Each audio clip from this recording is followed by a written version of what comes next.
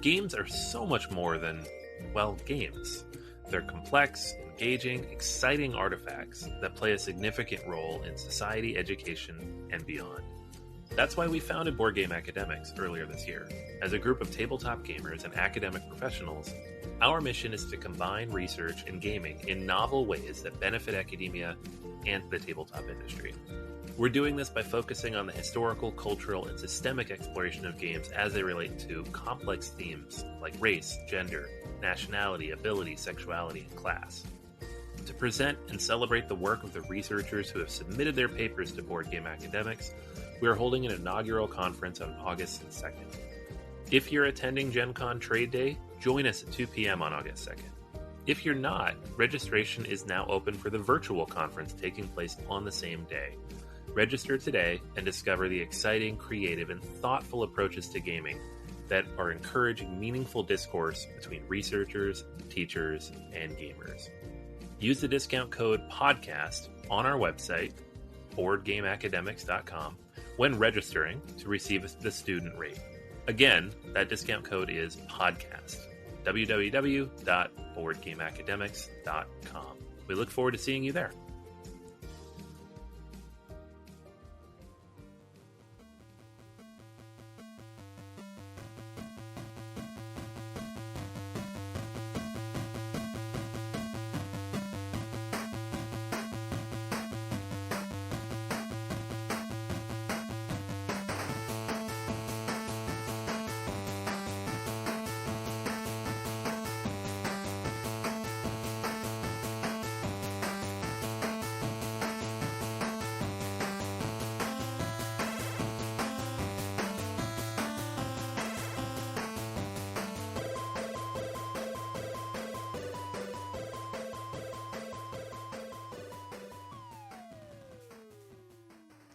Welcome to Board Games Anonymous, the podcast of board gamers and the insane fun we have at the table together.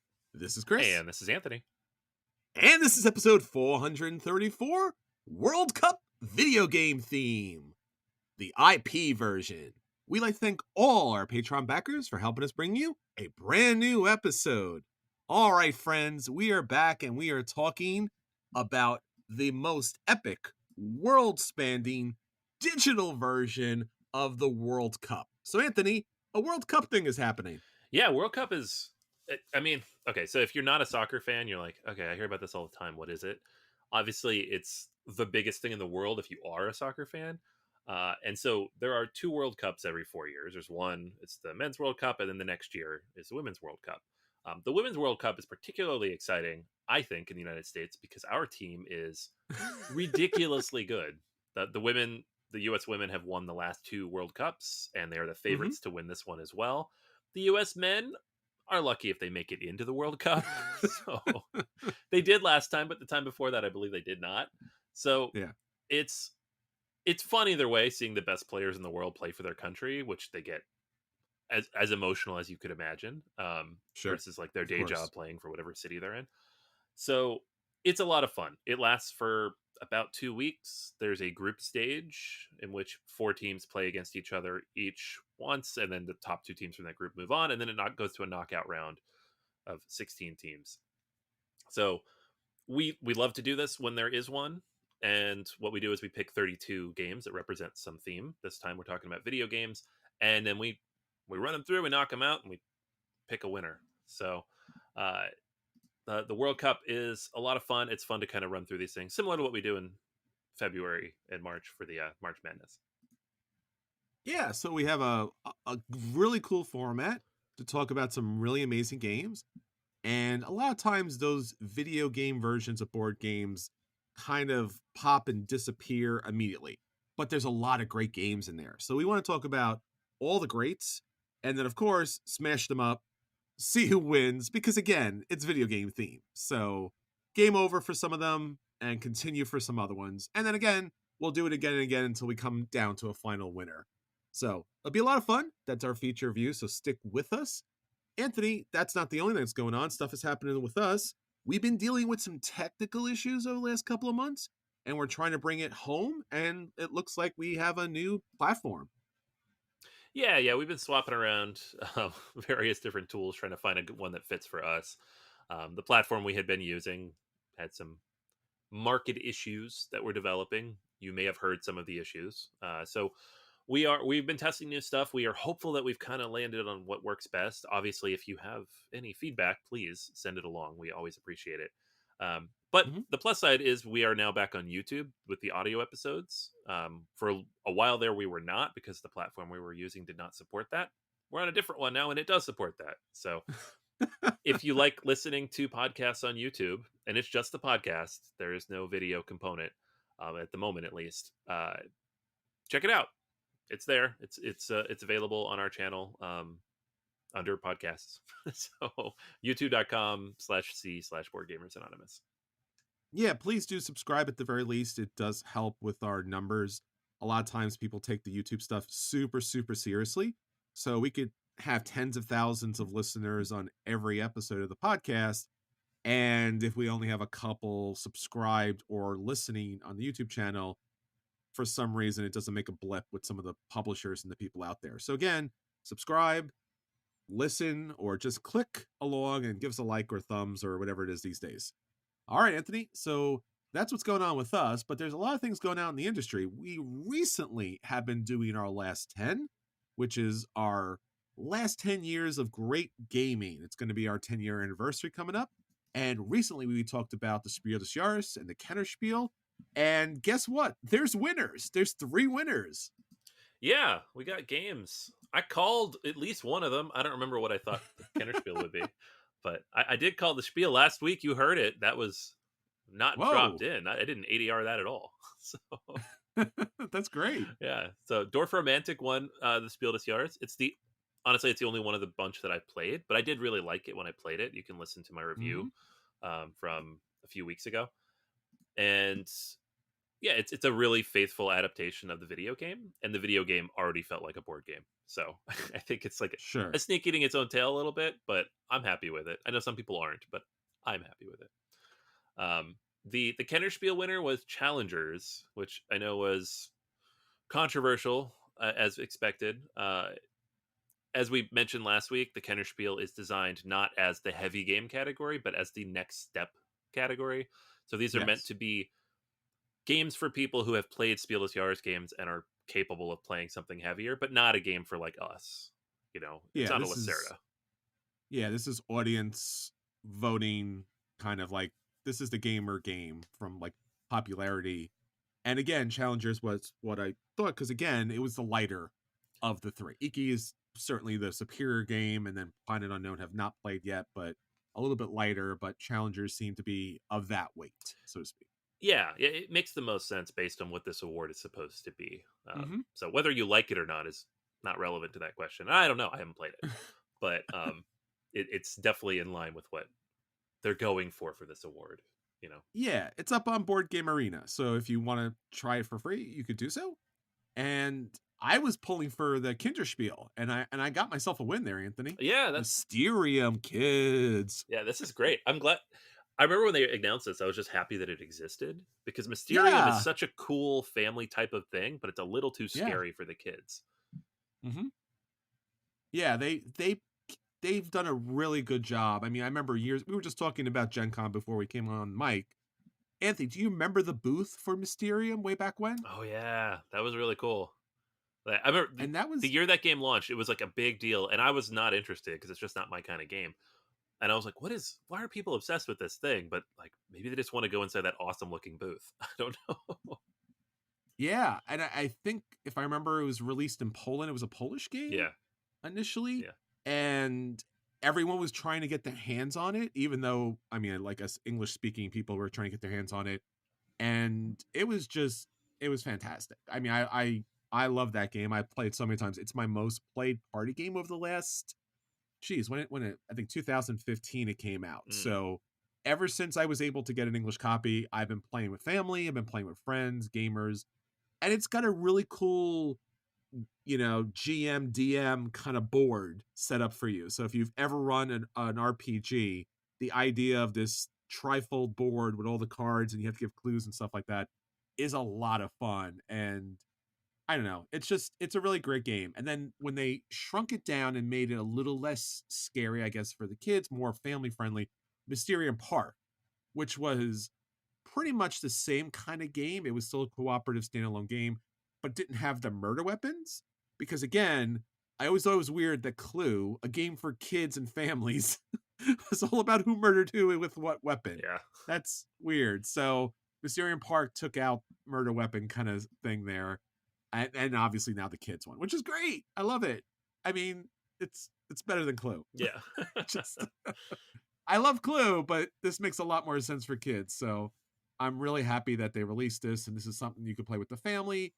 And it's the same thing. One player becomes the ghost, and the other two must help them, figure out what's going on. So again, great game. Check it out.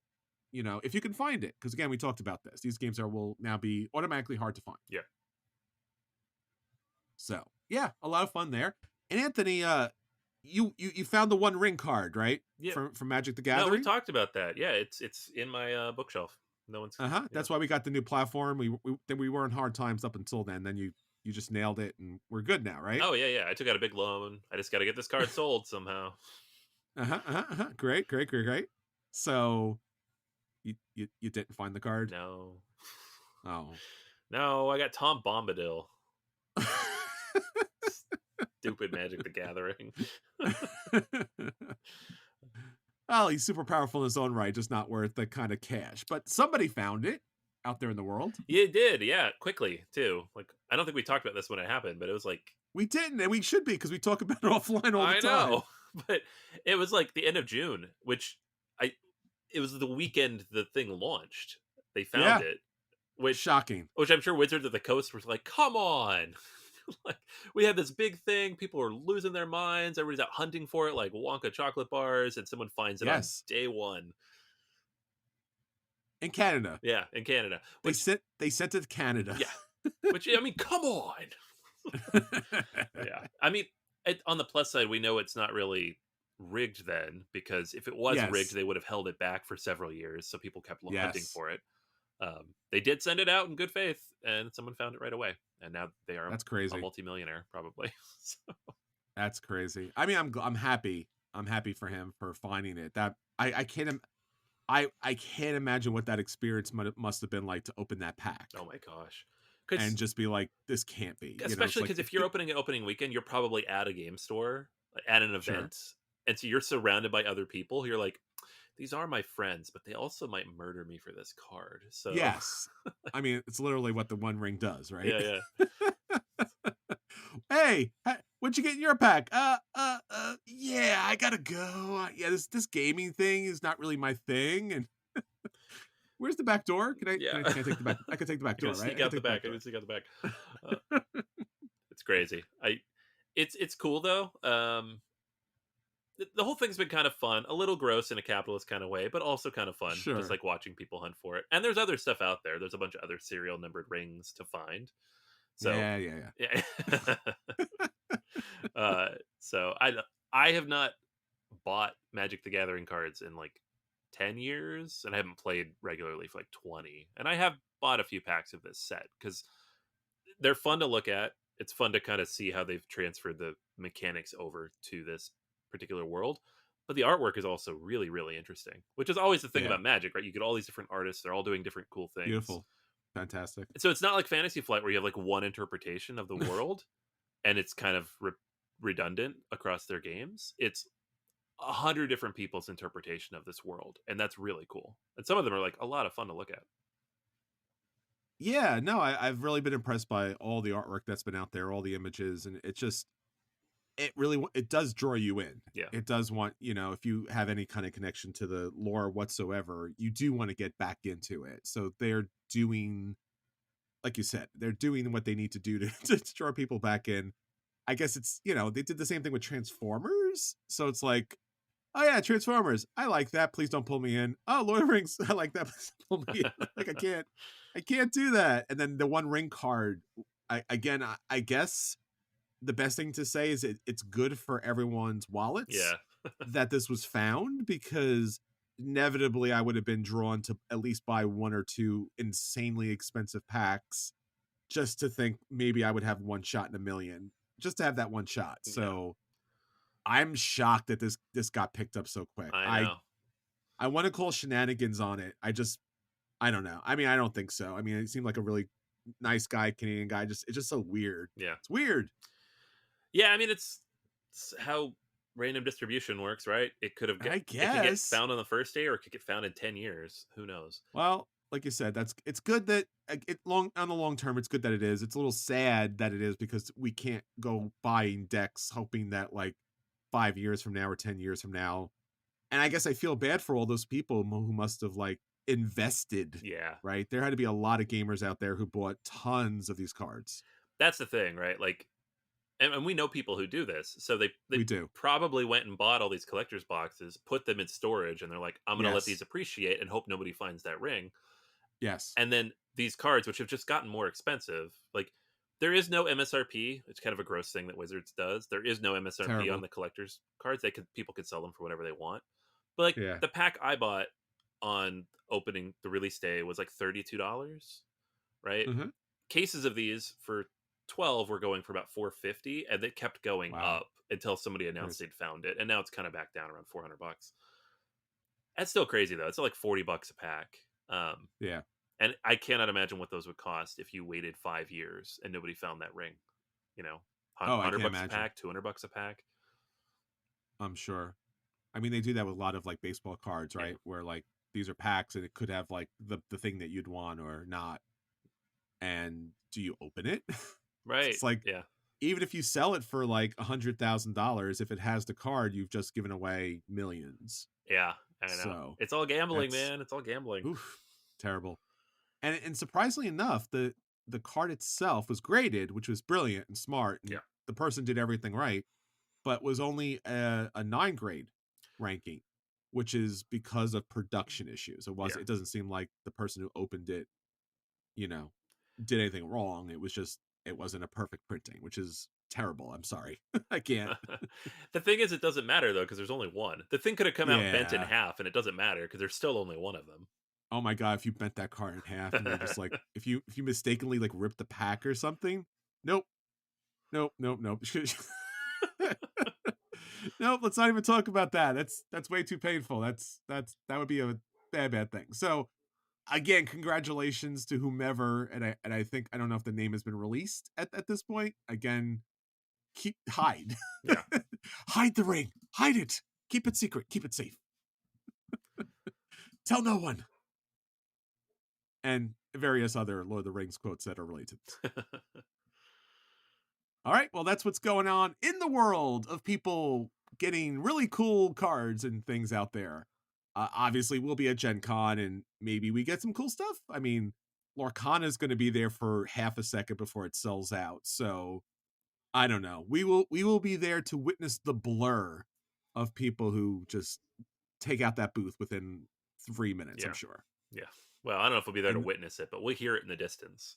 well, the blur, Yeah. the blur. I'm saying like it's almost like the after image. It's not you won't even see it happen. You'll just see like, oh, it's like light that comes from a star from millions of years ago. No, yeah. It'll Yeah. just be like, oh, that was it moves so quickly that's all it left was the blur in front of the Blur. booth. The blur. I still like to get some of those cards, but I won't be able to. I know that for sure. More or less. You never know. We'll see. All right. So, Anthony, that's what's going on with us. That's what's going on with everyone in the world. Let's talk about, what our friends are talking about. What's our question of the week? All right. Question of the week this week was pretty simple. What's your favorite color and why?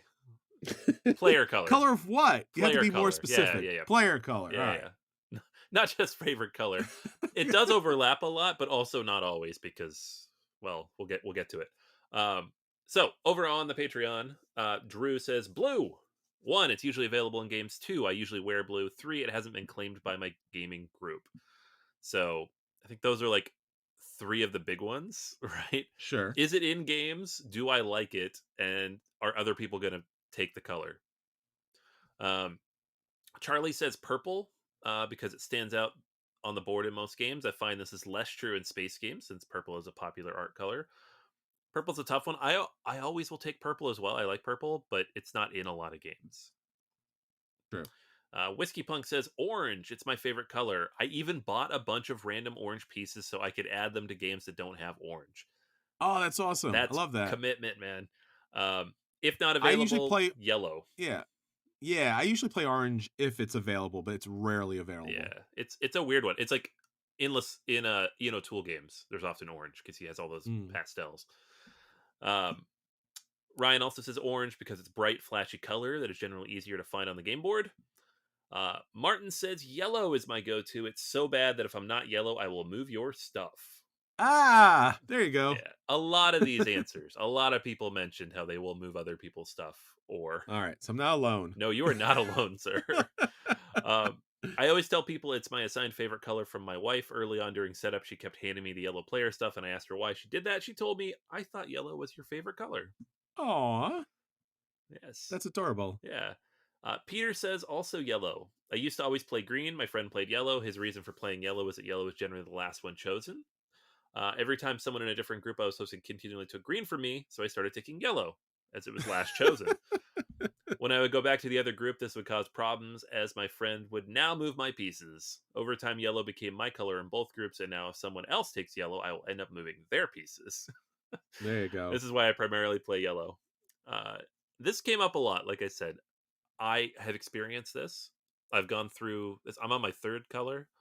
I started with blue, and then I found out everybody wants to be blue, and then people will legitimately fight about it, which is stupid. Mhm. Then I was green, but I became friends with you, Chris, and you always moved my stuff. It's true. And so now I'm red because no one ever seems to want to be red, at least in the That's groups weird. that I've traveled in. So I'm red because it's the one that people don't take from me, and purple if they have it. I started out, and again, this is a rarity. Like I would always pick black. Again, it stood out on the game board. It's a super cool color, but it's rare to find in board games. So it was black or it was orange. Again, a super cool color, great to find on the board, but rarely seen. So I was always that kind of player that was teaching the games and would always take like the last color, which usually was the odd color out. Rarely, again, every once in a while, depending on the board game, you would get that nude slash raw wood color, which is always kind of a cool piece, right? When everything's always painted, to get the actual wood color was kind of cool. So like the oddity colors were always a lot of fun, but they were rarely available. And again, when we started playing, I think again people were taking red and blue in our group, at least initially, and I was like, all right, green, I guess I'll go with green. And green was not my favorite color by any stretch of the imagination. And I was just like, all right, cool, greens. I'm guessing green is my thing now. And then I would move people's pieces. Did not mean to do that. So, but it's kind of easy if you can get locked in on a color, just because as the game goes on and you're absorbing information, if you're not playing the color that you think you're playing or you traditionally play or often play, you're absorbing the wrong information unconsciously, I think, on Yeah. some level. So it's like, oh, I know what my next move is. And you're like, all right, cool, take your next move. And you're like, oh damn it, that's not my color. you know, like you just absorb that color's information into your processing without even thinking about it. So yeah, colors is awesome. Yeah, yeah, it's fun. I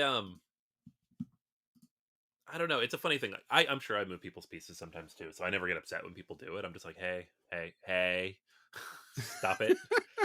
Yeah, that's happened a lot of times where you're like, oh, cool, thanks for giving me points. They're like, what? I'm like, that's my player color. And they're Yeah, like, oh, yeah. okay. I'm trying to remember what game it was. It might have been like Council of Four or something. I think it was actually. And then like 2/3 of the way through the game, one of the players had like 6 points. And we're like, what is happening? How are you doing this badly? And then at the next round, I realized they were moving someone else's piece. And Oh, so that that's rough. piece, that player had like 80 points, and it's because they had all the points for both players. And it went Jeez. on for an Oh hour, and I no. was like, "How did nobody notice that?" And I, of course, told them, and we stopped playing because I was like, "Well, this is not. We should. This isn't fun for anybody now because all the scores are wrong." But Yeah. And again, I think it's one of those situations too with the game board itself. mhm. Some designers, production people are more aware of this than others. So it's like the worst thing is when you get a game board, it's like it's all green, and then you're like, oh, cool, there's green pieces. You're like, Mm, I will never see those things again. yeah, Or they always go with the primary colors, but the board is primary colors. So it's like, is that my thing or is it a resource? I'm not really sure which is on the board. And it's just, it can be very problematic to say the least. right. So, Yeah. So again, thanks to everybody who wrote in. We had a bunch of comments across everywhere. I think 50 total comments from everyone. woo! So great one. Everybody has an answer for this one, thankfully. I um, know. It's one of those little things. Yeah. yeah. So special shout out to Peter over on the Patreon. Also posted it on Facebook, which is awesome. Thanks, Peter, because then everybody can see your answer. You are our Yay. contest winner for But this week. boom. I will reach out to you with our available prizes.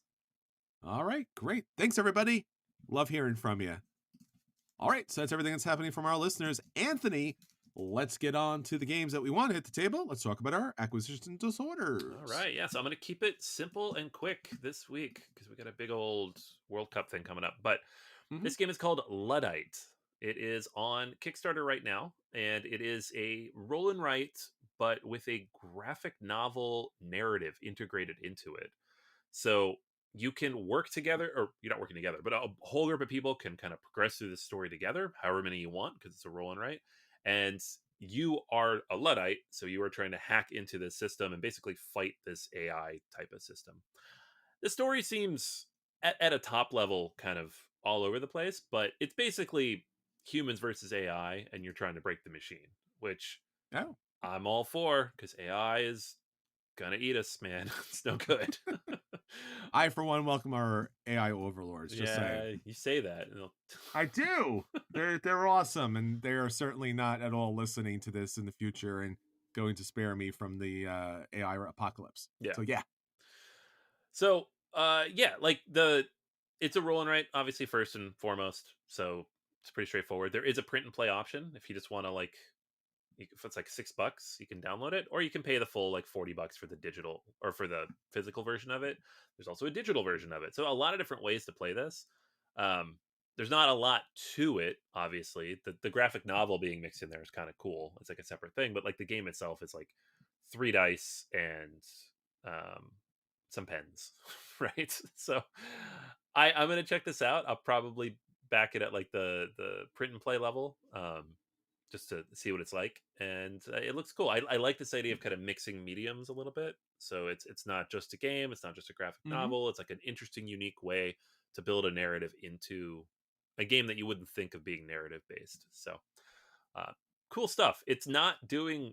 I mean, it's hit its goal on Kickstarter, but it's not made a ton of money yet. It's like at Sure. 22K. So you got 2 weeks left though. So if you're interested, check it out. Um, it's a clever little project, and I don't know if this is a first timer for these guys or not. I was trying to find it, Hmm. but it looks to be unique, right? And I'm all about unique stuff. So Luddite, Was that narrative written by the AI? probably. There you go.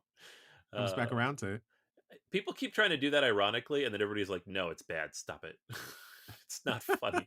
There's no situation. You're not making a statement. Just stop using the AI to create art. It's bad. Oh, come on. No one's gonna protest against that. Yeah, it's bad. All right. Well, I got a great Kickstarter. Actually, in fact, on Patreon, I do a dozen great Kickstarters every other week. A lot of good projects, especially from first time designers. Big fan of first time designers getting their games out there. I think Ding Dong was one of them. Ovation was one of them. But the one I want to talk about is Stonespine Architects. Craft the most perilous labyrinth and become a dungeon master in this card drafting game for 1 to 5 players. So this comes from Thunderworks Games, and you probably know them best for cartographers. We know them best for role player. And this is a card drafting game in which you are building up a dungeon, and it's pretty abstract, right? So you get a hand of cards, you pick a card, you play a card to your tableau to be able to build out this wondrous little dungeon full of creatures and monsters and stuff, basically 4 by 4. What I like really about this so much is it's so clean, neat, and streamlined. It's got that boss monster feel where you're building up the dungeon or dungeon lords and things like that. And it's just, abstracted enough out of the way where it's a puzzle, right? So you take your card, you play it, you get your gold, and then you play another card on top of it or beside it. And then throughout the game, they make these nice little tile squares because of the way they kind of overlap each other. You're trying to match your bonus goals, so a lot of the different spots have monsters and ooze and all that kind of fun stuff. And, most points win. Not a very complicated game, but looks like a lot of fun. Like I said, the blueprint cards are very cool. I wish it had like little meeples or miniatures just to go on top of the cards. But again, that would certainly skyrocket the price, and that does not need to happen. It does not need to happen. That being said, if you want to pick this game up, and I definitely should take a look at it, they're also offering a Minotaur plushie if that is your thing, for about 20 bucks. But the game itself, along with its mini expansion, is $36. So not a bad cost for a game. And it has some other, levels as far as picking up other stuff and other expansions and things of that level.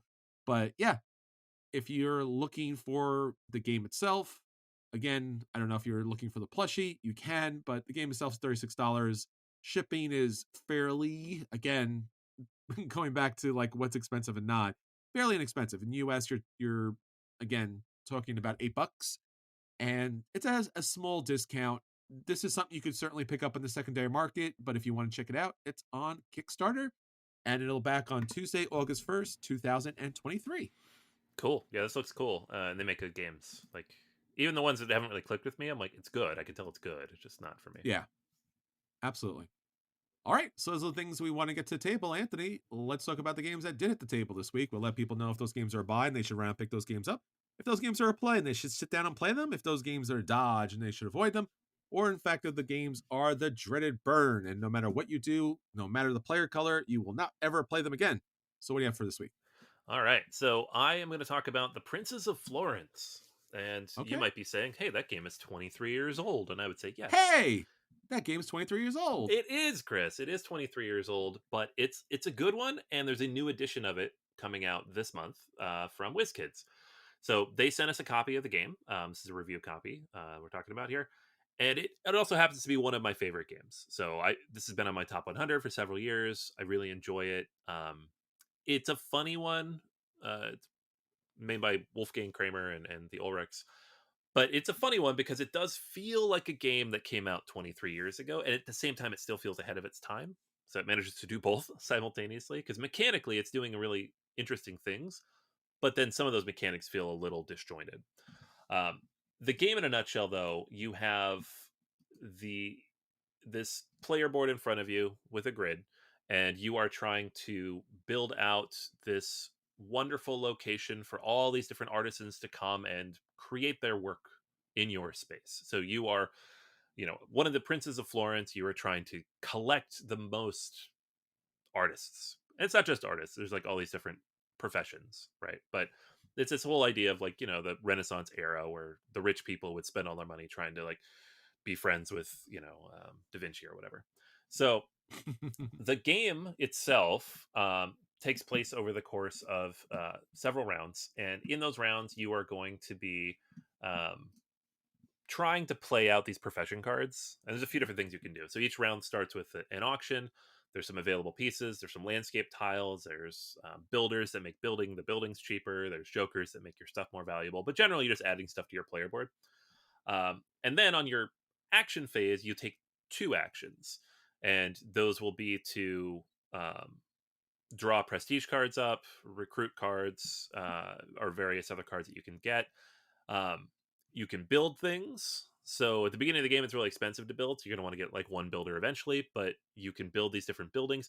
They don't do anything except they need to match what the work cards are looking for. So you have these profession cards in your hand. You'll start with a few, and they have like a list of things on the left that those individuals are looking for before they'll come work at your estate.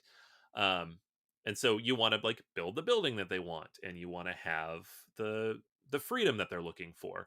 Um, and once you've done that, then those cards become worth a certain amount of points. Each round, you have to when you play, if you choose to play a work card, it has to reach a certain threshold. So like the first round it's 7, but by the end of the game it's like 17. So the cards have to be worth a bunch of points, which means you have to put stuff into your tableau. And that's basically it. It's kind of balancing this out. Like, when do I add stuff? When do I play work cards? When you play the work cards, it's not just hitting that threshold, but getting as high as you can, because that's how you make money in this game. Is you get florins for every point of value that the card is. And as you get to the end of the game, you can choose to not take those florins and take points instead. So it's a lot of balancing these different things of like, when do I want money? How much money do I need? How do I make sure I have enough to do what I'm trying to do? How much do I bid in this auction to make sure I have enough for the actions that I'm taking later? It's very fun, and it's relatively quick. The game is like an hour and a half long, so it flies through. Um, this version of it is basically the same thing that came out in 2000, but they've packed in a few extra things for us. So it has the expansion for the game, the Muse and the Princess, which adds these additional cards, special character cards that people can bid on as a second part of the auction phase.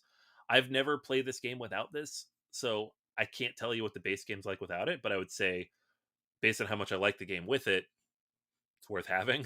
So I think most recent editions of the game come with this expansion, so I don't know how, unless you have a really old version, your mileage may vary here. It also comes with a solo mode and 2-player rules.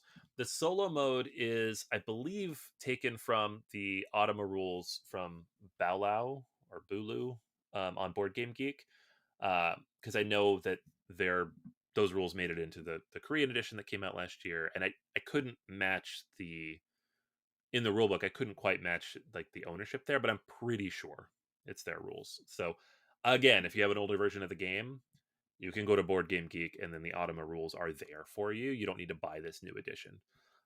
So who is the new edition for? If you want much better artwork, that's part one. I won't say it's the best artwork I've ever seen. It's kind of got this weird hyper realistic cell shading kind of thing going on, but it's significantly better than the older version that I had, right? Which was very, very brown, just bland brown, blah. So, great game, but everything looked like a blueprint, but brown. So this one's much more colorful. It's more interesting. You have artwork for all the professions. There's people doing things. The boards are nice and pretty. Like, it's just a nice game to look at. Production quality is decent throughout. It's not amazing, but it's fine. And if you have an older version and don't have all the extra stuff in the box, like the expansion or the 2-player rules or the solo rules or the deck that you need to play the solo rules, which now comes with the game, it's all here as well. For everybody else who doesn't have a version of this game, it's well worth checking out. It's a very good game from Wolfgang Kramer, Richard Ulrich, Jans Christopher Ulrich, all-time great designers. Um, and this edition is solid and not ridiculously stupid expensive because it wasn't kickstarted. So they're just releasing it. Thank you, WizKids. So highly recommend it. This has been a buy for me forever. It's still a buy. I think this edition of it does the game justice. It doesn't add anything new or different or amazing. You don't have metal coins or anything in there, but it's does everything it needs to do. It feels like a game that was released like physically like 10 years ago, before like the ridiculousness of Kickstarter took off. And I appreciate it because it's a game that I can recommend people go buy, and it's not $100. So uh, Sure. Princess of Florence, definitely check it out. One of my all-time favorites, and this edition is a very solid one. Nice. Yeah, you talked me into buying a, I guess, very old slash original slash ding and dent version of this because you liked it so much. So I somewhere I still have that. That I was like, oh, it's another Polyomino game with beige on beige on beige. If only this, and again, this is, it's, I think on some level it can be a fair criticism because polyominoes by their very nature are interesting by their different shapes and designs, but when they're not colored anything other than beige, beige, and beige, Right. it kind of diminishes the fun and the construction of the polyominoes into a thing. Yeah. So I'm really glad that this has gotten the facelift it deserves, because again, it's not just, oh, it looks pretty. It's, oh, this is a lot more functional and fun. And I think that's it fits the theme at the very least. Yeah, yeah. And like there are polyominoes too. I just want to clarify here because I know we talk about this a lot. And I'll be like, "Yay, polyominoes." And Chris is like, "Whoa, that sucks. I hate that." The, Well, yeah, they're not really the core part of the game. It's how you no, put your buildings out, but really the game is about the efficiency engine of making sure you have enough money to do the things you need to do, but not so many things that you then can't play the cards you need to play to get points. Um, the buildings are just part of that. They're one part of it. So hmm it's not a polyomino game. It's not Feast for Odin or anything like no, that. no, no, It just happens to have those tiles. And yeah, you're right. They're much prettier to look at now. And you can tell the difference between the buildings, which I think is exactly. hugely important because before it did all kind of blend together into this soup. Yeah, and you want to be able to, especially a game of this type, you should be able to scan it very, very quickly and simply and know exactly where you are and where everyone else is. And previously, that was a little more difficult, especially if you have some visual impairments as well, or just wear glasses from a distance. And like, oh, what's that beige building? Is that mine? Yeah. Is that a thing? And they're like, nah, no, Or they look like they blend together. So you're like, oh, I they have do. this building. And you're like, then you Yeah. look at it closer and someone else is like, you don't have that building. You're like, yeah, You're like, ah, oh, crud, those are two different buildings. And they're like, and they're yes. not supposed to be adjacent to each other. You're like, man, come Yes, on. yes, that's yeah. No, this is great. I'm really glad that they took the time with, you know, I'm looking forward to playing this. What a great game. Yep. One of the games, again, this is weirdly kind of similar in a way. I guess this is Point Salad. Ah, nice. Point Salad is a game that I picked up a long time ago, played it, liked it, but again, since it is not, I don't know, it's not as complex as we had hoped when we think of a point salad game, right? Point salad games are typically games in which you score tons of points by practically doing anything whatsoever. But when they recently announced that Point City from AEG Games will be coming out at this Gen Con, I was like, hey, I need to get Point Salad out again because they're somewhat similar. Point City is more of the crunch. There's certainly some croutons in there, and of the games, because it does have more of an engine building situation because you are gathering resources in order to purchase buildings, and then the buildings do things for you a la Splendor in a way where they give you additional resources or they score you points based upon what resources you have available in the game. So I was like, oh, am I going to go to Gen Con and pick up Point City? Well, let's try Point Salad, right? So pull that Point Salad again. And if you have not paid Point Salad, you should. It's a lot of fun for a quick and easy game that I'm going to say here, you could literally play this with anybody. And I mean kids. There's no reason why kids can't play this game because the artwork, uh, the text, the colors, everything is so self explanatory. It doesn't even need words on it, and it has words on it on top of everything else. But basically, you're doing one of two things. You're either taking two vegetables from a tableau market, or you're taking a bowl's point scoring card.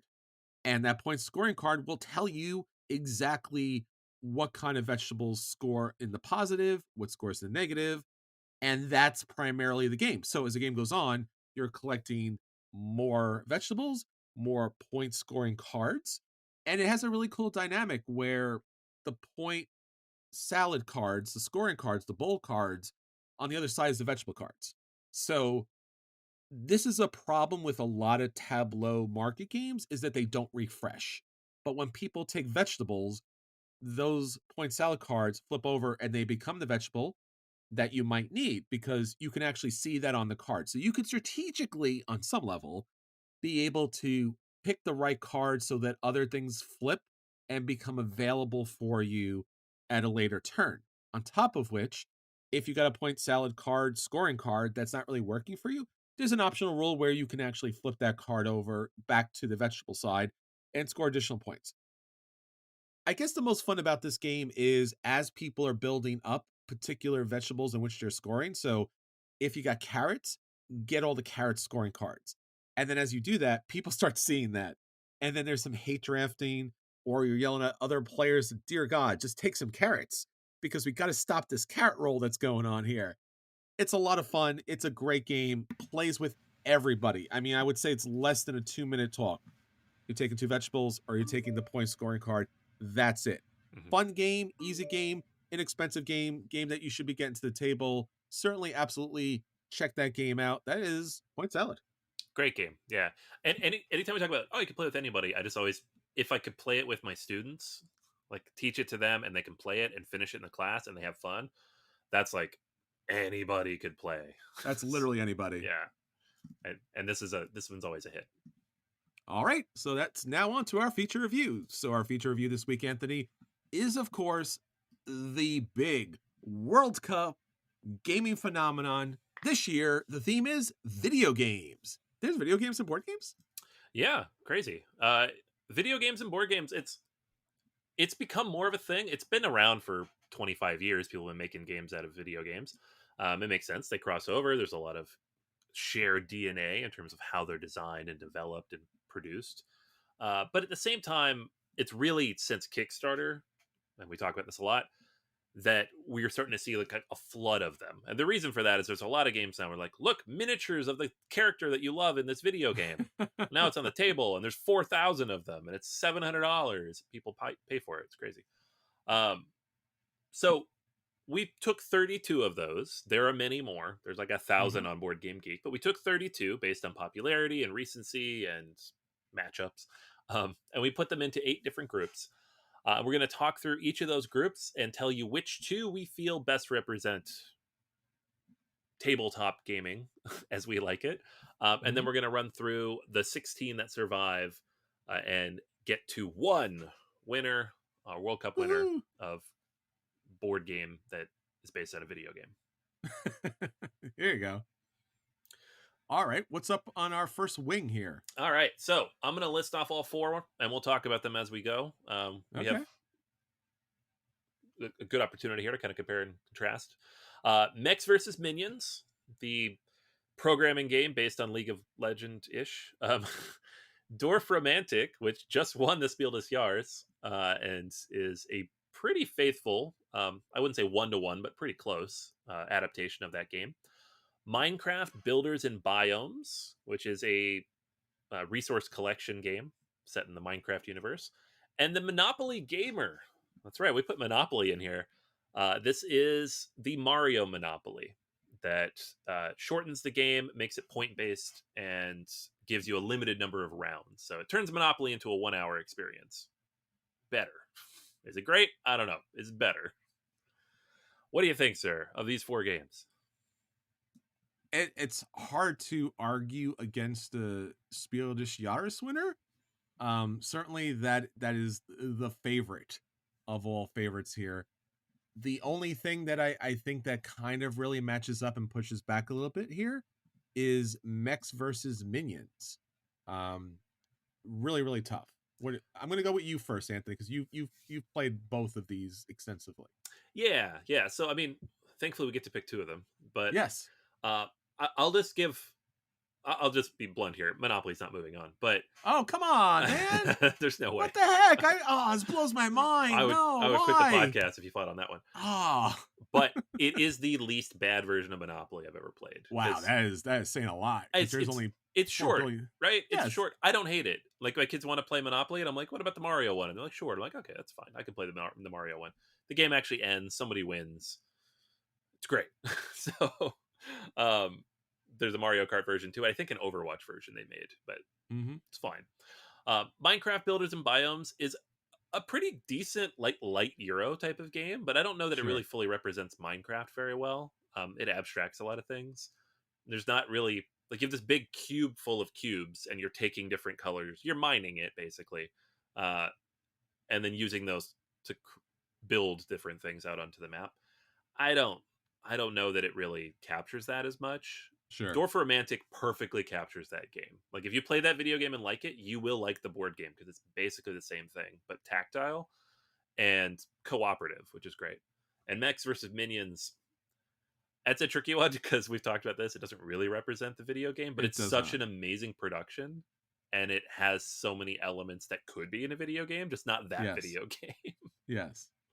So, and I will say that even though the gameplay itself doesn't mimic the game, so to speak, straightforward, everything else about the game, literally everything else. I mean, the theme, the story, the just everything else, all the stuff that you can play as far as the audio is concerned, the characters, how they play, why they play, it's spot on. Yeah. So yeah, Mixon versus Minion and Dwarf-O-Matic, yeah. All right. Yeah. They'll move those two onto the knockout round. Pool B, group number Oh, 2. We've got This War of Mine, the board game. mm-hmm. Stardew Valley, the board Ooh, game. gotcha. Uh, and just so you're all aware, we're going to get into the section here where everything is the board game. The It's like you're going to hear me say that a lot. It's like the publishers want to make sure you know it's not the video game; it's the board game. Sure. Sniper Elite, the board game, and Sid Meier's Civilization: A New Dawn. Again, really some top level stuff right here on top of everything else. This War of Mine, the board game, is quite the undertaking. I'm really shocked and surprised that they went ahead and did this. Mm-hmm. And it should not work, and it does work, and it surprisingly works very well. And again, depending on your mileage, I would argue it works better than the video game, and it is true to the video game for sure. So that is certainly one of mine. And then Sid Meier's Civilization: A New Dawn does what we always had wanted a Civilization game to do, and it does it well at the table. So top notch on both. Yeah, yeah. I mean, I'm 100% on board with This War of Mine. I think it's a brilliant implementation of a very, very difficult game. Like, this is a game about surviving a war zone. It's Sure, brutal, and they managed to capture all the feelings you get from that video game and put it into tabletop, which is amazing. Um, absolutely. Civilization: A New Dawn is one of my favorite games. Period. Hmm. I don't know that it perfectly captures the video game, but it captures enough elements of it and puts it in an interesting, unique way, especially with the expansion, that it works really well. Hmm. Sniper Elite is Sniper Elite. I don't know. If you like that series, you probably like this kind of game. It's strategic and tactical in that way. I don't think either one of us is really that kind of gamer, so we're probably not the best people to assess this one, but I think it succeeds in what it's doing. Sure. And the Stardew Valley is just a fun sandbox of an experience. It's fiddly as all get out for a board game, and it's also almost impossible to find. It's always out of print. So Yes. I like it. I like that it exists. I think it's like a weird, silly, messy kind of a thing. Yeah.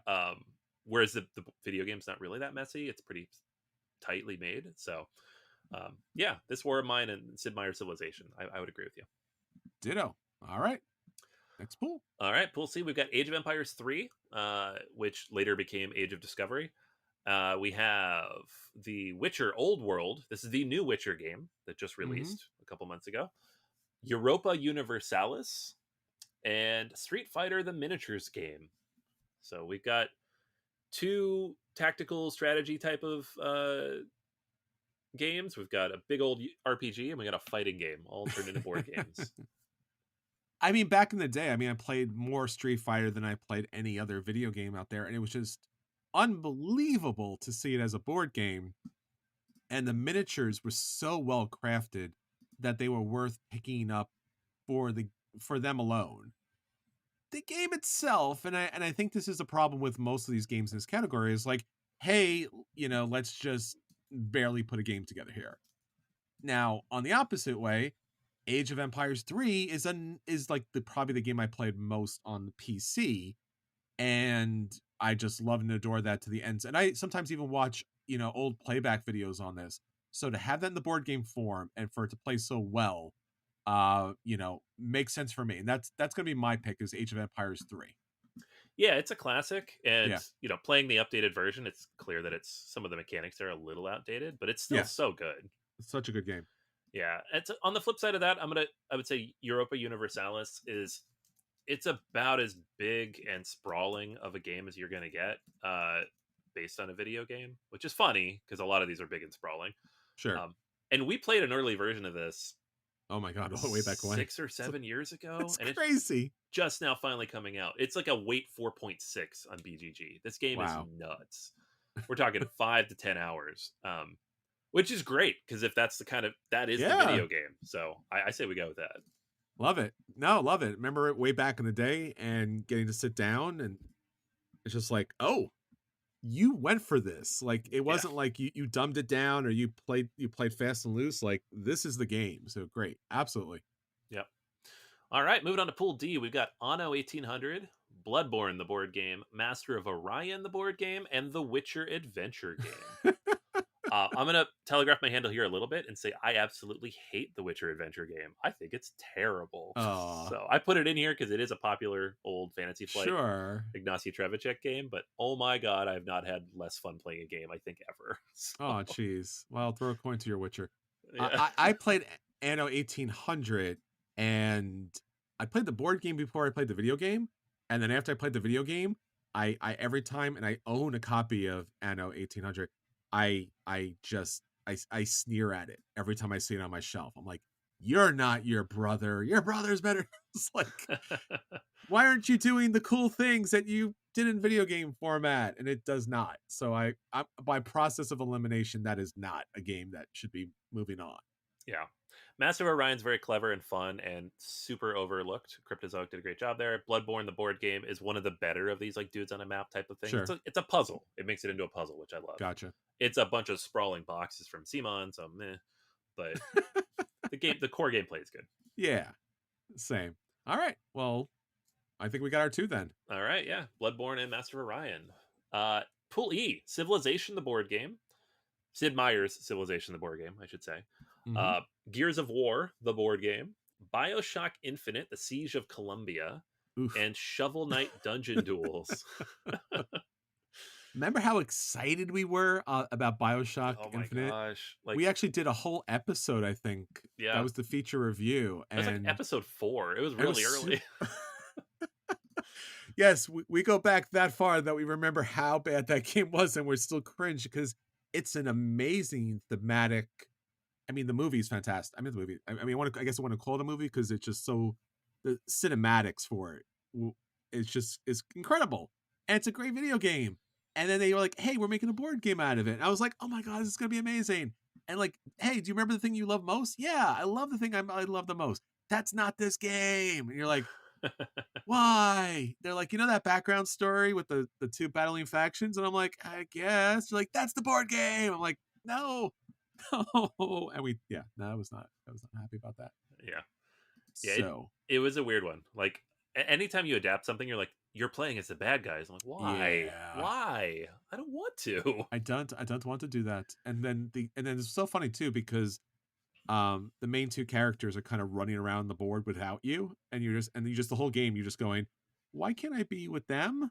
I want to be with them. Yeah. Yeah.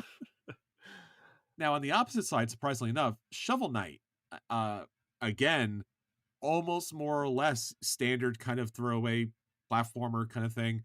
And like Shovel Knight Dungeon Duels, great little game, surprisingly great game for a competitive group. Yeah, yeah. Shovel Knight's fun. It's like an old 8-bit, 16-bit style game. I've had a lot of fun with it. There's like 4 versions of it now, or expansions, or whatever you want to call them. The board game does a good job of like representing that. It is a side-scrolling type of board game. Sure. Gears of War is like a funny one. It's pretty evocative of that. It has like the cover system and everything baked in. You have to like that world though, because it is pretty gritty and grimy. But mechanically, it works really well, and it's very popular in solo circles. It's just been out of print for a million years, and they never brought it back, which is a shame. It is a shame, and again, I think that's a lot of the challenges and problems here throughout. Gears of War, the board game, good game, surprisingly enough, considering how epic the video game was too. Yeah. All right, there we go. We got Gears of War and Shovel Knight Dungeon Duels. Sorry, Civilization, the newer version is more interesting. Wah wah, and sorry again to Bioshock Infinite. In another reality created by Elizabeth, we get to play her and Booker, but not Yeah. this one. So sad but true. Yeah. Yeah. Don't pick the bad guys as the protagonists in your game. Just saying. All right, Pool F. We got StarCraft, the board game, Doom, the board game, Crusader Kings, and Resident Evil 2, the board game. Should we do a list in the future, which is just the board games? I know. It's all these again, though. It's the problem. So it's an interesting list. We'll start with Crusader Kings in the middle there, because this is the other game we played when we went and previewed Europa Universalis. Crusader Kings, the video game, is this big, sprawling, immersive sim of a thing. the board game doesn't really capture that super well. It's not terrible, but it doesn't really capture what it is like to play that game. And there's a lot of other board games that I find more interesting in that field. Resident Evil 2, the board game, it's a bunch of miniatures on a map playing through Resident Evil 2, which is great if you like Resident Evil 2. StarCraft, the board game's been out of print forever, but they did bring it back as Forbidden Stars, which is very good, but that's also been out of print now forever. So hopefully they bring one version back, because the core mechanics there, the way you're like blind stacking and then effectively bidding on these locations, is amazing. And then Doom, the board game, has like a lot of DNA to it, because they brought it back not too long ago, but this is the kind of prototype or precursor, for Descent, and then effectively everything that came out of Descent. It's the original back in 2004, and then they released an update for it in 2016. This is specifically the 2016 update because it makes all those changes, and it's quite good as a result. Excellent. Yeah, no, could not agree more. Unfortunately, it's one of those things where I don't know. I mean, I understand. Like, I don't want to beat up on these things just because they are the game and they're trying to do a thing. But yeah, I don't know. Um, oof. Yeah, I mean, I StarCraft for me is it's got to go forward. It's a brilliant game. Doom is a brilliant game. They're sure. just old Fantasy Flight and IPs, and then licenses lapsed and new versions haven't come out. But I hope they do. Crusader Kings has been disappointing for me at least, and Resident Hmm. Evil 2 is, if you like Resident Evil 2, it is the board game version of that. Yeah, I mean, StarCraft, the board game, has like become the stuff of legends. It's been a Grail game. The Brood War expansion, which was the Brood War expansion for the video game and for the board game, supposedly makes it epic beyond epicness. I think our friend Dave owns a copy of this, but I've never played it. And again, I know everything about it because I was one of the biggest StarCraft players of, you know, for a time, and I still watch and play StarCraft too. So I think a lot of that stuff does come over. So yeah, StarCraft the board game and Doom the board game. All right. Uh, Pool G, we got Frostpunk the board game, which I know you talked about recently. Yes. Small World of Warcraft, Ooh, so tiny. Small World plus World of Warcraft. Monster Hunter World, the board game, and Skyrim, the adventure game. Gotcha. So, Well, we've talked about these, and you know, Frostpunk the board game does a great job of, again, it's a huge game on the table, but it needs to be considering how much is in the video game. So again, it spares no like Europa, it it has everything. It just has everything, and it works really well, and it gives you that feel. And then Small World of Warcraft, huge Small World fan. I pushed back and did not pick this up until much later. But again, if Azeroth, the whole world is a thing for you, this makes a lot of sense. Like the factions, the special powers, how they combo together, the different islands in play, it works perfectly. Oftentimes, like, games are like, oh, that's a pace it on theme. This really works. This makes a lot of sense. This fits perfectly. So those certainly would be my two picks, Anthony.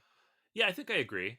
All four of these are very good at what they do. Like Monster Hunter World is very much like, and that's a perfect IP for like, let's wander around a map and look for stuff, because that's what Monster Hunter World is with combat.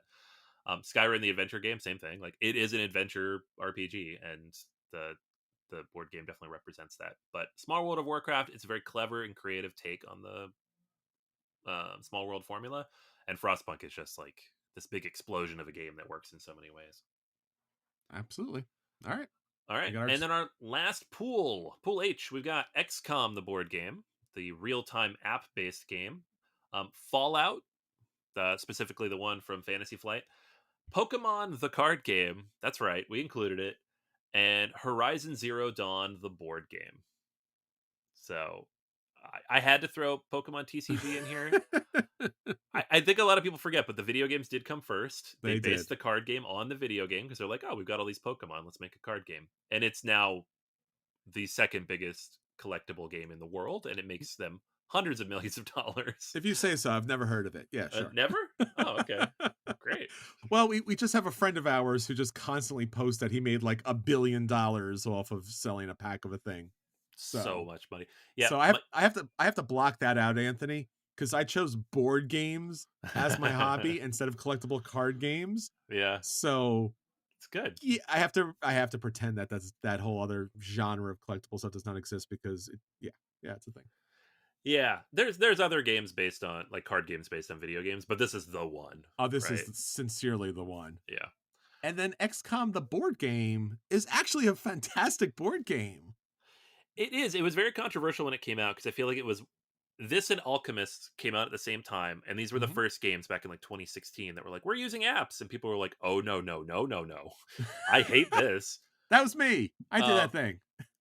but the experience was still fun. It was a good experience. It plays It really was. well.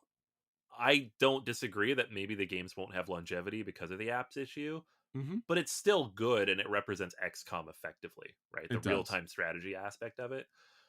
Fallout doesn't work for me in a lot of ways. I just found it kind of dull, and there's some like dead spots in the gameplay where the expansions Yes. apparently address that. That's a Fantasy Flight issue, but eh. Sure. And Horizon Zero Dawn, the board game, of all these, the board game sprawling miniatures out games is at least of the ones I've played is the least interesting to me. And I like that world. I like Horizon World, but it's just you need a bunch of the expansion stuff to make it work halfway decently, and it never really clicked for me. So Yep. XCOM Agreed. and Pokemon,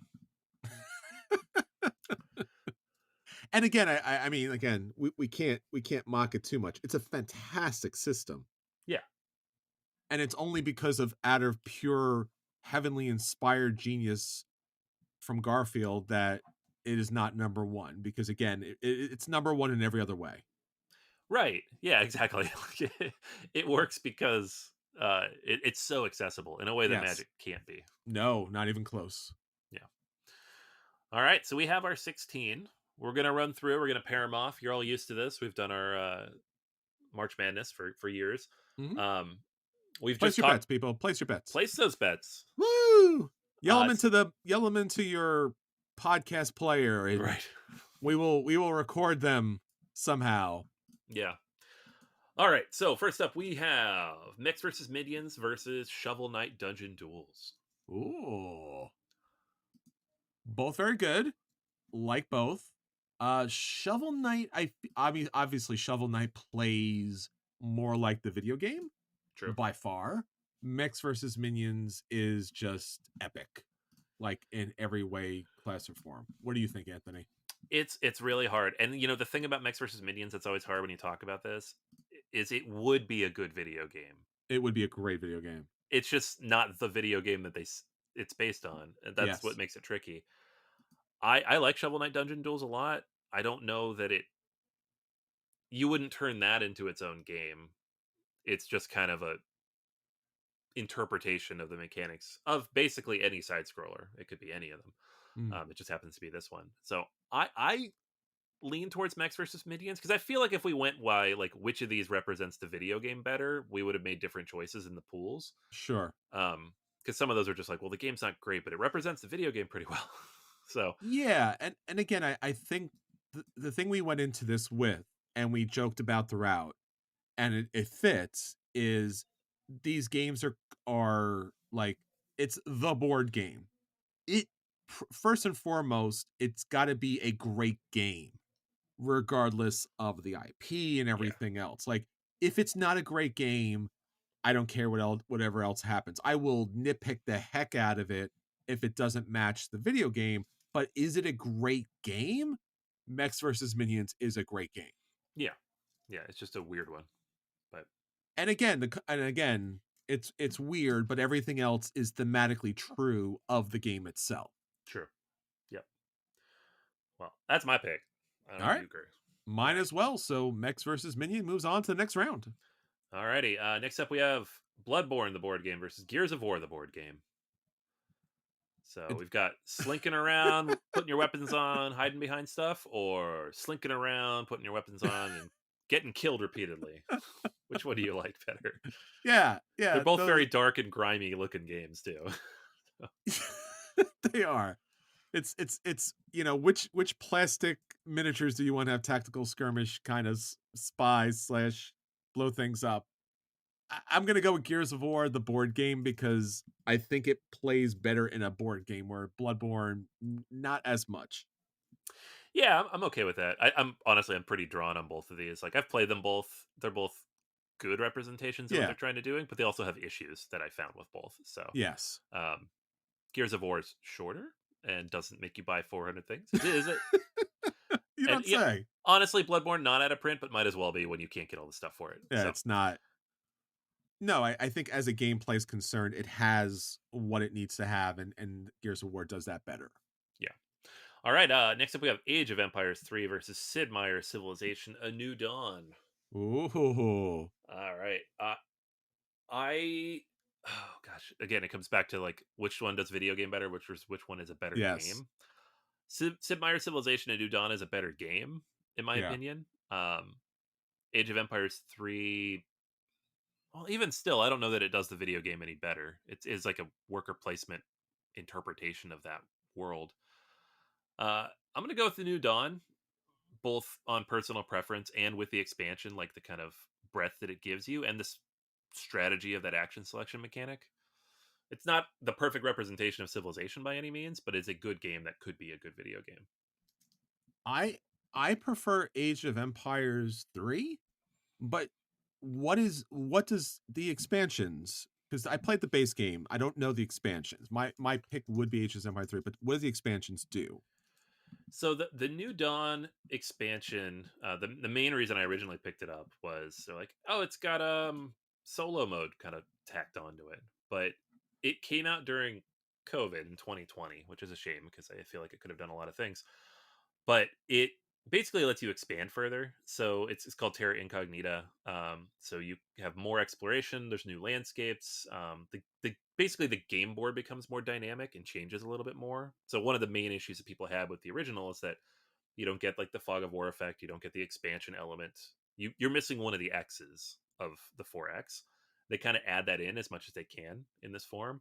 Then they add there's new governments, there's new districts, there's new leaders, which is more asymmetry. So just the typical Fantasy Flight, more options. Sure. Um, so the exploration I think is the big thing because that was Gotcha. missing in the original game, and then just a lot of variability around the rest. Okay. All right. You talked me into it because again, Yeah, I think the base game does not do it, but again, that sounds like the expansions do fill that hole. yeah. All right, move that one forward. Next up, we have Dwarf Romantic versus Master of Orion, the board game. We've talked about Dwarf Romantic a lot lately, so I wonder why. yeah, it's almost like it won the biggest award in the gaming. Uh, Master of Orion is super under the radar. I don't even know if it's in print anymore, honestly. Hmm. But it is a action point selection hand management type of game. It's a very small box. It was like $30 or $40, and it does a really good job of capturing what it's like to not play through this game because that's a big sprawling strategy game, and this is like a 45-minute version of that. Sure. But it captures the the races that you're playing with, and then like the variability and that game world really well. Um, I like this game a lot. I remember being surprised because I don't really play Master of Orion. It's not a game series that I know very well, and the board game, because I think it was a review copy that we picked up, really clicked for me a lot. Nice. So both of these games I like a lot. So basically, you get to choose. So, Woof. Yeah. I mean, I think my if I had to pick it, mm, again, like you said, they're both reasonably, relatively in the same kind of sphere. I think if any other games would match up, it'd be clearer and simpler. I'm gonna let the Spiel des Jahres kind of make the tiebreaker here. I'm gonna go with Dorfmatic. it's fair. Yeah, it's new Yeah, and you can find it. So but also like they both do the video game right, and mhm, they both do just enough. But I guess on some level, like Dorfmatic, like if it's so good that like it's great for general appeal, I yeah, think it's nailed it. Then I think they've done it. for sure. All right, next up we have Pokemon the card game versus Doom the board game. All right, Yeah, man, which one you got here? Pokemon the card game doesn't exist because if it did, it wouldn't make any money at all, and people wouldn't be buying it and selling it for tens of thousands, if not hundreds of thousands of dollars. And no, board games are the way to go, kids. Yeah, Pokemon. I gotta capture all the sadness that I have. Didn't save those Charmanders when I should have, kids. I know. Same, same. Every time I look at my kids' Pokemon cards, I'm like, I had so much money's worth of cards when I was your age. You look at that and you go, "You could have went to college, man." And I mean, I like, one of the good colleges. like so many of the good colleges. You could go to multiples. Uh, Enjoy I'm gonna. trade school. Pokemon is like a legacy. Like it has a huge legacy. It's a big everything, and it represents the games well enough. I It think does. for me, I'm gonna go with Doom though because I think turning that video game into a board game in 2004 was an accomplishment on its own, and then that turned Yes. into this big sprawling system that we've now seen in like 8 different games, all of which are Yes, very good. they So are. I think for me that one works better as a video game adaptation into a board game, whereas Okay. Pokemon you kind of forget that that's what it is. Sure. Gotcha. So does that lead us to the dreaded dice roll? Oh, I don't know, do you have a die in front of you because I I wasn't do. prepared for this. I am all ready. I got a D20 right here. All right, do So it. we'll give odds to Pokemon and we'll give evens to Doom the board game. All right, here we go. Oh my god. You doomed the board game. Moves on to the next round. Nah, the dice are on Ah. my side. The irony is that there's a lot of RNG in Pokemon, so it's a That's lot of true. coin flips and die rolls in that game. That's true. That's true. They should have won that. Yep. All right, next up we have StarCraft the board game versus Europa Oh Universalis. boy. So we've got a really out of print game with no way to play it unless you have all the Oh, monies versus a 6-hour epic that there's no way to play unless you have 6 hours to sit down and play with and a lot you of and friends. And a lot 3 of of you. friends. It's Yeah. just 1 to 4 players. It's not a crazy Yeah. player count. It's just super long. No, no. It's yeah. Do you have that many friends? I mean, you need a large friend group to be able to have 4 people to play that long. No, I'm sorry. It's just That is true. That is true. yeah. Personally, I would always play StarCraft. If someone said I have StarCraft, like I want to play that, especially if you got Brood War. I Yeah. have Forbidden Stars. It's on a shelf somewhere. I love that. I did Mhm. not back Europa Universalis. I would play it, but I don't think I'd want to own it because I have so Mhm. many other big sprawling games like that. And I think that's the thing when again, and it's not to its fault. Like it needs to be that long in order to really get the Yeah, feel yeah, yeah, for the video game. So I can't fault it for that. But again, the fact that Forbidden Stars, I think that's a very good point that was kind of I don't know, like it's almost it carries on the tradition, so to speak. yeah. I mean, it's just the same argument that I made for Doom, which Yeah. take it or leave it. Some people might be listening to me like that's not an argument. I'm like, fair enough, but that's what I'm using. So All right, let's do it because again, I think Forbidden Stars also, which is out of print, which is painful on yeah, top of everything else, but it lived again, and I think it will live again, and I think just because it does that RTS, which was my favorite of all game types of play, so very well. yeah. I'm gonna go with yeah, definitely going with StarCraft board game. Okay. All right, next matchup: XCOM versus Frostpunk, the board game. I'm sorry, Ooh, XCOM, the board game versus Frostpunk, the board game. Lest I forget. that's the expansion. Yeah. So you want like the weird app based thing, real time, or the big sprawling table hog? Yeah, and again, we can argue and have fun with it and laugh at it because I played it and I have trauma from it. But Frostpunk, the board game, does all of that because it does not have an app and wants to put it in front of you. Yeah. So I think it earns the words the board game. I would agree. I was going to make that same argument. It's like you got to take if we're talking about adaptation from digital to analog, it's got to be purely analog to move Yes, forward. So I'm absolutely. with you. All right, and then the last matchup here before we move on to the next round is This War of Mine, the board game, versus Small World of Warcraft. Both very good. Both make a lot of sense. Both play out. Geez, this is kind of a split decision for me. I mean, both of these games would have went to my final round. So I don't know, Anthony. Like, ugh. I Um, go I'll ahead. I gotta say, for me, it's I'm gonna go with This War of Mine. I Okay, think what it did as a video game was so hard to sure, do, and they still managed to do that without it becoming hackeneyed or tropey in a sure. board game format. And I can't imagine how hard that was, how much time they must have spent on that. Small World of Warcraft, I feel like wrote itself. Like Yeah, I mean, I think Small once World. somebody thought of that, they're like, oh yeah, this is easy. Yeah, I no, I if you put it that way, for sure, because I think Small World of Warcraft was like, hey, this is a game that we want to put out, and they're like, yeah, we already have it. It's called Small World. And they're like, really? Like, yeah, no, it's perfect. It's simple. It's easy. It's exactly what you want. And they're like, all right, great, we're done. Right? Like Yeah. this meeting could have been an email kind of situation, but Right. this War of Mine, like they had the audacity to release Yeah. it as a board game and still somehow get the feels. How Yeah. did they get the feels out of cardboard, man? That's what I'm saying. That's why it's so impressive. Yep. All right. So we got 8 left. We'll kind of move to rapid fire here a little bit. Let's do it. Mechs versus Minions versus Gears of War, the board game. Go. Mechs versus Minions. All right. Mechs versus Minions. Big Woot. Sprawlin'. Sid Meier's Civilization: A New Dawn versus Dorf Romantic. Dwarf Romantic. Yeah, I have to agree. Ah, this day is mine.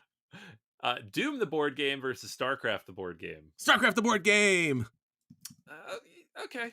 All right. My Zerg rushed really quickly, and you didn't get a chance to say what you wanted, so therefore, I win. 2 gritty old games about war and death. Frostpunk versus This War of Mine. How depressed do you want to be? This War of Mine. All right, full depression. Full depression. I think it does depression in a shorter amount of time, and I mean, if you could ask anything from depression, is come on, get on with it already. Get over it. Yeah. Yeah. Good argument. All right, Mechs versus Minions versus Dwarf Romantic. All right, now we're getting interesting. I'm gonna let you pick here. Oh, okay. This is hard because I feel like if I'm not metagaming this, but I'm like, I don't want us to just pick the game that just won the spiel either, because that feels weird. But I want to go with Dwarf Romantic here because I like both games equally. I think they're very good. They're both cooperative, which makes them kind of on par there. Dwarf Romantic's quicker, adds the campaign into it, and it just represents the game better, the video game better. Nice. All right. Dwarf Romantic moves on to next round. And then StarCraft, the board game, versus This War of Mine, the board game. I will say StarCraft, the board game, is tremendously sad if you know the story. That's true. It is very much of a sad game. Obviously, if you pick the other one, I get to pick this one, Anthony. It's going to be sad and sad and sad, and it's war. It's This War of Mine. Yeah, I got that one. I'm with you. All right. The final matchup, we have the bright and colorful and beautiful tile laying game, cooperative, fun, work with your family, Dwarf Romantic, versus this game about people dying in a war zone. I mean, technically, you're working with your family. I mean, all right. So, Dwarf Romantic versus This War of Mine. I don't even know how you compare these two. Well, again, I think everything being equal, as far as like, is it a good game? Both of these are very good games. Does it depict the video game then? And we go to that side, right? And both of these do an excellent job of portraying the video game. And then, at the end of the day, right, as far as like, what does this game give you? What's unique, innovative, fun, dynamic, special, universal, what's the modern day classic here? For me, obviously, Dwarf Romantic has won the Spiros Yaris, so it is a universally loved dynamic game.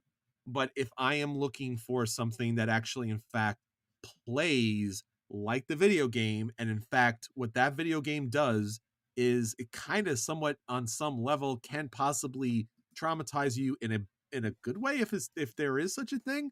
The board game does it as well, if not so, even more so, because you're at the table. So my vote here is This War of Mine. Yeah, I think you make a good argument. It's what this game is able to do in terms of, there are only so many games that can make you really feel something. Mm-hmm. Like in the actions that you're taking, right? The narrative can do things, obviously, but like physical actions that you're taking, the agency that you take at the table, making you feel part of that experience. Like Freedom, the Underground Railroad is another one. This War of Mine. There aren't that many that can really pull it off, right? Especially in a package that's, I don't want to say accessible, but this game is, a couple hours long. It's not a tremendous number of mechanics or components. It's like a 3 point something. It's not super heavy or long or complex. It's not like a GMT game. exploring complex themes that takes 6 hours to play. It is difficult, but that's intentional, right? You know what you're getting into when you sit down to play this game. And so I don't want to get into the argument of like what's art or what's not art, but I think this War of Mine is a more interesting, impactful, and effective game in Sure. bringing you in and giving you agency and making you feel something in the same way that the video game does. Yes. So I agree, is what I'm trying to say. All right. Well, this War of Mine, the board game, wins the World Cup of video game themes. Thank you so much for joining us for this episode. Hopefully, this was a lot of fun, and hopefully, you play this War of Mine, the board game. Until next time, this is Chris. And this is Anthony. And we'll save you all a seat at the table. Take care, everyone. Bye.